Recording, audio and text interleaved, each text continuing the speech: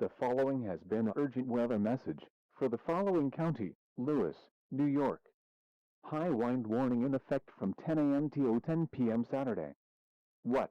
South to southeast winds 25 to 35 miles per hour with gusts up to 60 miles per hour expected tonight. Then southwest 25 to 35 miles per hour with gusts up to 55 miles per hour possible. Where? Lewis County. When? From 10 a.m. till 10 p.m. Saturday. Impacts: damaging winds will blow down trees and power lines. Widespread power outages are expected. Travel will be difficult, especially for high-profile vehicles.